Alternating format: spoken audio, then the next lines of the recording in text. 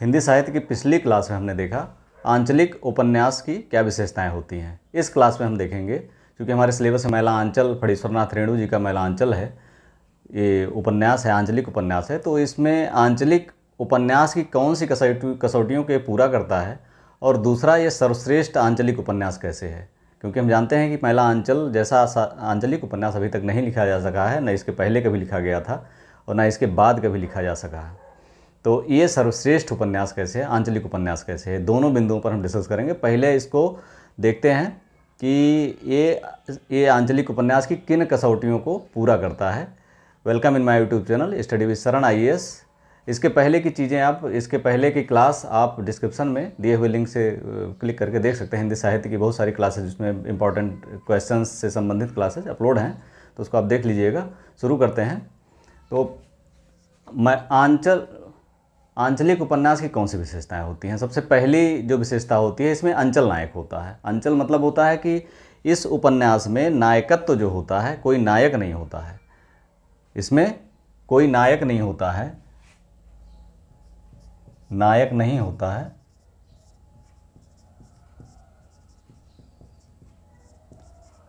जब नायक नहीं होता है तो उपन्यास कैसा, लेकिन इसमें क्या होता है, अंचल नायक होता है, जिस अंचल को अंचल नायक होता है।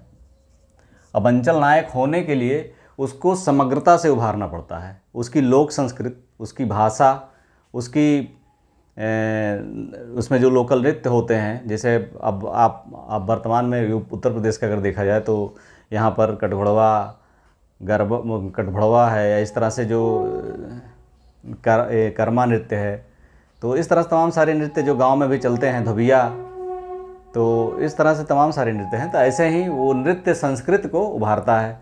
संगीत जो लोकल संगीत होता है उसको उभारता है, जैसे सोहर है, कजरी है, यहाँ पर चलता है, वहाँ पर कौन से लोग कौन से नृत्य संगीत या कौन सी लोकल भाषा का प्रयोग करते हैं। जैसे वहाँ महिला आंचल में हम देखते हैं कि इसमें जो सामान्य बोलचाल की भाषा है, उसमें अंग्रेजी के जो शब्द हैं उसको बिगाड़ कर बोलते हैं। जैसे यहाँ पर हम कह सकते हैं कि वाइस चेयरमैन को क्या कहते हैं, वाइस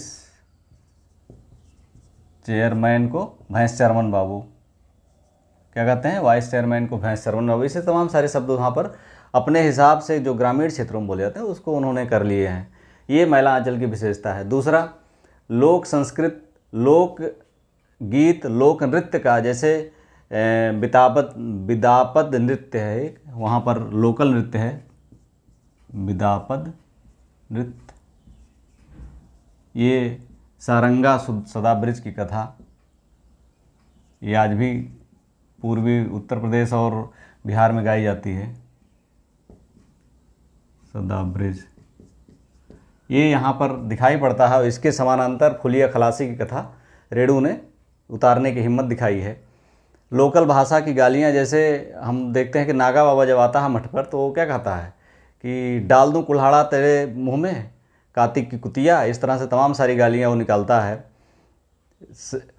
कहता है कि जो है इस तरह से तमाम सारे शब्द वो प्रयोग करता है, गाली वाले बहुत सारे शब्द इससे। इसी तरह से जो संस्कृति है, जैसे चुम्मा लेवे से जात नाय जात रे बभना, कारे बुढ़वक बभना, कारे बुढ़वक बभना। इस तरह से तमाम सारे शब्द जो है वहाँ पर यूज होते हैं, प्रयोग करते हैं, जो तत्कालीन लोक नृत्य या लोक गीत में आते हैं।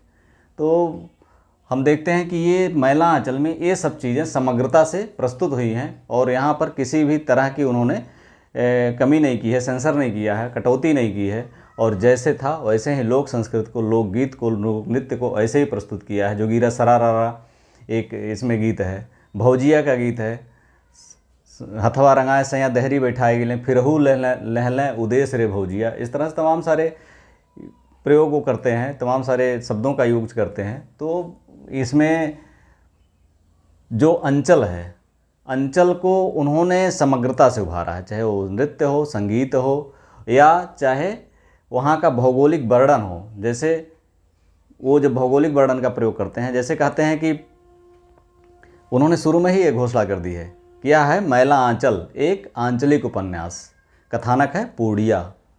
एक लाइन आप लोग याद कर लीजिएगा, ये शुरुआत में लिखने के लिए, यह है मैला आंचल।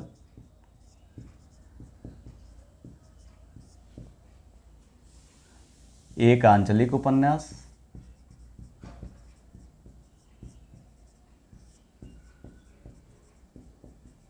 कथानक है पूर्णिया।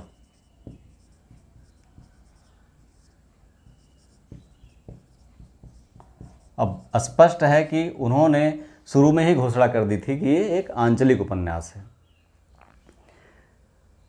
उन्होंने भौगोलिक वर्णन में जब मेरीगंज का, जहाँ की ये कथा है, मेरीगंज का वो वर्णन करते हैं तो कहते हैं कि मेरीगंज रौताहट स्टेशन से 7 कोस पूरब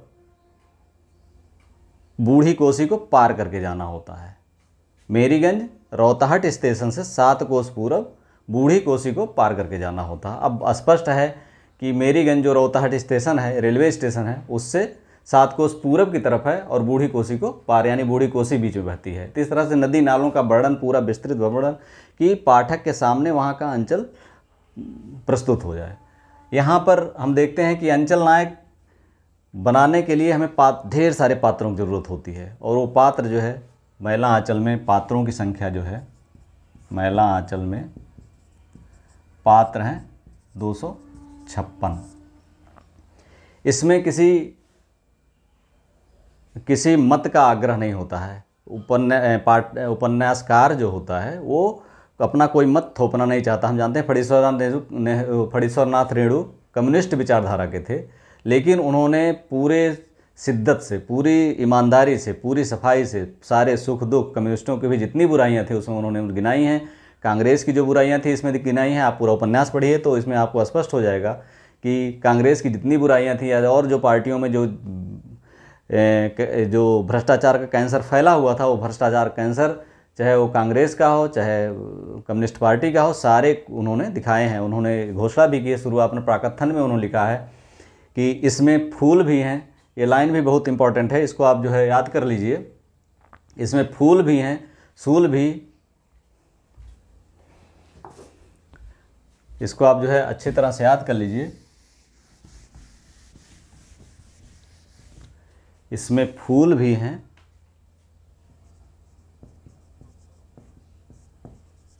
ये लाइन बहुत इंपॉर्टेंट है। फूल भी हैं, सूल भी, धूल भी है, गुलाब भी, कीचड़ भी है, चंदन भी,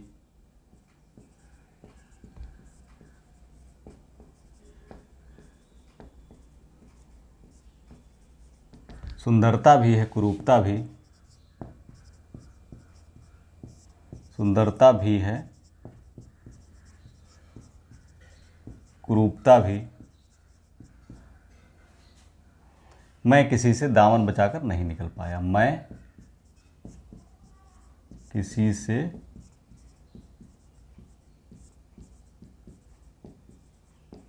बचाकर नहीं निकल पाया।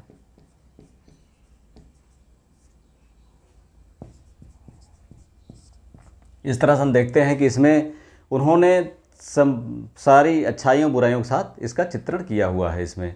तो इस तरह से मैला आंचल एक आंचलिक उपन्यास है। इसको इन कसौटियों पर आप कस सकते हैं और स्पष्ट कर सकते हैं कि मैला आंचल एक आंचलिक उपन्यास। अब ये सर्वश्रेष्ठ आंचलिक उपन्यास कैसे है, इसमें थोड़ा सा आप अगर ध्यान देंगे तो स्पष्ट हो जाएगा। पहले जो सांस्कृतिक वर्णन है मैला आंचल का,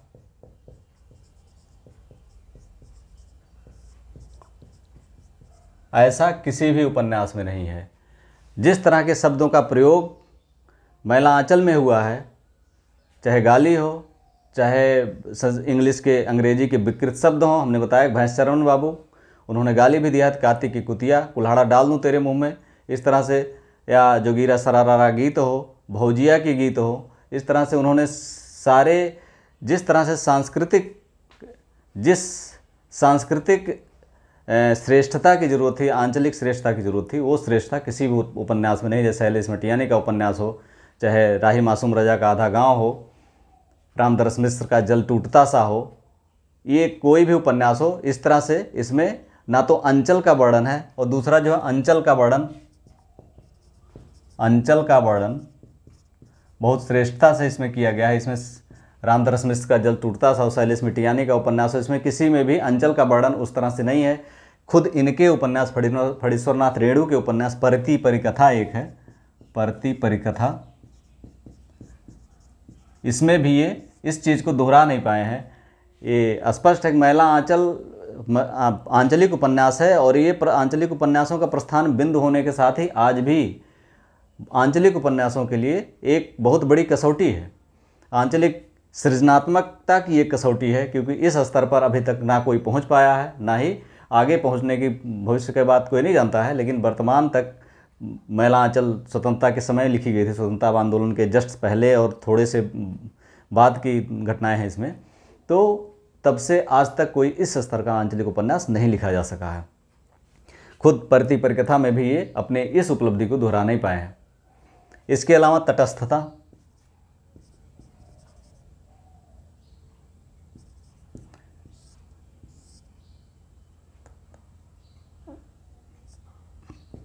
यहाँ देखते हैं कि इसके पहले नागार्जुन एक कम्युनिस्ट विचारधारा के थे। रांगे राघव की कब तक पुकारूं, नागार्जुन की बलचनामा, ये इन लोगों के उपन्यास, ये लोग कम्युनिस्ट विचारधारा के हैं, लेकिन अपनी विचारधारा को व्यक्त होने से नहीं रोक पाए हैं अपने उपन्यासों में। लेकिन फणीश्वरनाथ रेणु कम्युनिस्ट विचारधारा के होते हुए भी उन्होंने कम्युनिस्ट की सारी बुराइयों को एक साथ उभारा है, और किस तरह से डकैतों के गिरोह में कम्युनिस्ट विचारधारा पनप गई थी, एक डकैतों के गिरोह के रूप में काम कर रही थी कम्युनिस्ट विचारधारा या कम्युनिस्टवादी। उन्होंने कालिया जो इसका एक पात्र है, एक अच्छा पात्र है, इसके थ्रू उन्होंने दिखाया है कि एक सीधा साधा या क्रांतिकारी युवक किस तरह से इनके चक्कर में पड़ करके अपने जीवन बर्बाद करता है, कम्युनिस्टों के चक्कर में पड़ करके। वामन दास को उन्होंने दिखाया है कि कांग्रेस किस तरह से भ्रष्टाचार में आकंठ डूबी हुई है। तो इस तरह से हम देखते हैं कि तटस्थता जो नागार्जुन बलसनामा में नहीं दिखा पाए हैं, रांगे राघव नहीं दिखा पाए हैं, वो इन्होंने इसमें उस स्तर की तटस्थता दिखाई है जिस स्तर की तटस्थता इसको आवश्यकता थी, एक आंचलिक उपन्यास को आवश्यकता थी। इस तरह से कह सकते हैं कि सर्वश्रेष्ठ उपन्यास है। इसका अगला बिंदु एक है, इसमें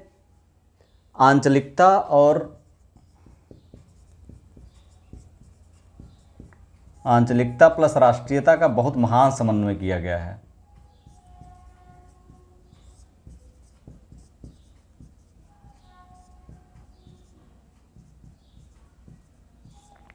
यहाँ हम देखते हैं कि गोदान एक राष्ट्रीय प्रतिनिधि उपन्यास है। वहाँ वो स्पष्ट करते हैं कि जिस सिमरी और बेलारी अवध प्रांत के गांव हैं, जिला बताने की ज़रूरत नहीं है। वहाँ इसका मतलब है कि ऐसे गांव हर जिले में मिल जाएंगे। गोदान में ये स्पष्ट प्रेमचंद जी ने लिखा है। लेकिन वो एक आंचलिक उपन्यास है, या एक क्षेत्र का लिखे होने के बावजूद भी एक आंचलिक उपन्यास नहीं बन पाता है। और इसके अलावा आंचलिक उपन्यास जो लिखे गए हैं, वो आंचलिक उपन्यास चाहे आधा गांव हो, राही मासूम रजा का, शैलेश मटियानी का उपन्यास हो, बलसनामा हो, ये सब उपन्यास अपनी राष्ट्रीयता को व्यक्त नहीं कर पाते हैं और एक तरफ झुके हुए होते हैं। लेकिन यहाँ पर फणीश्वरनाथ रेणु के महिला आंचल में इन दोनों का महान समन्वय किया गया है। ये इस उपन्यास की बहुत बड़ी उपलब्धि है। ये आंचलिक होते हुए भी एक उस समय का राष्ट्रीय प्रतिनिधित्व करता है, और राष्ट्रीय प्रतिनिधित्व करते हुए सर्वश्रेष्ठ आंचलिक उपन्यास है। इस कसौटी पर ऊपर खरा उतरने वाला एकमात्र उपन्यास है। इसके अलावा सांस्कृतिक पक्षों का वर्णन,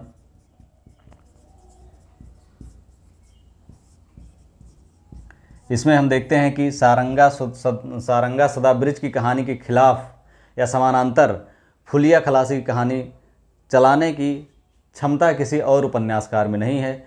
इस विदापद नृत्य, घोली पर गीत जो गाया था जोगीरा सरारा, अभी हमने बताया कि चुम्मा लेवे से जात ना ही जात रे बुड़बक बभना, इस तरह से तमाम सारे गीत जो गालियां हैं, वो गालियां, मतलब कहने का तात्पर्य ये है कि उन्होंने जो उस क्षेत्र की छोटी से छोटी बातों को और जो बड़े घटनाएं हुई थीं, जो भी उस क्षेत्र के लिए महत्वपूर्ण थीं, सब उन्होंने एक तरफ से उभारा है। और तो पूरा जो है 256 नायक पात्र होते हुए कोई नायक नहीं है, और एक समग्रता से पूरा गांव ही, पूरा अंचल ही एक नायकत्व के रूप में उभरता है। जो भौजिया का गीत है, सांस्कृतिक पक्षों देखे, इस स्तर का गीत किसी उपन्यास में आपको नहीं मिलेगा।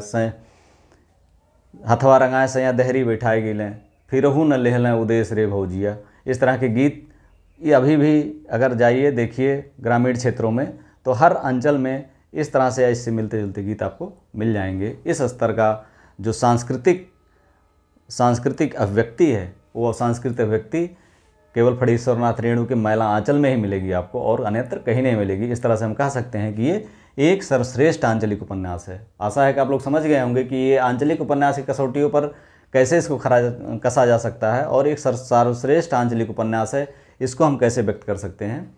और इस तरह से ये बहुत महत्वपूर्ण क्वेश्चन अक्सर परीक्षाओं में पूछे जाते हैं कि मैला आंचल एक सर्वश्रेष्ठ आंचलिक उपन्यास है, इसका आंसर थोड़ा अलग लिखना है, क्योंकि इसको कंपैरेटिव स्टडी करके लिखना है, कंपैरेटिव और उपन्यासों से मिला करके लिखना है कि वहाँ पर क्या नहीं है, सांस्कृतिक पक्ष वहाँ पक्ष मजबूत नहीं है, यहाँ सांस्कृतिक पक्ष मजबूत है, वहाँ विचारधारा का पक्ष हावी है, यहाँ विचारधारा से तटस्थता है, वो आंचलिक और राष्ट्रीयता का महान समन्वय है। तो अगर हम इस तरह से इसको लिखें तो सर्वश्रेष्ठ आंचलिक उपन्यास को लिख सकते हैं। आंचलिक उपन्यास की क्या विशेषताएं है ये हमने बता ही दिया है। वीडियो आपको अच्छा लगा तो like, subscribe and share. Thank you for watching.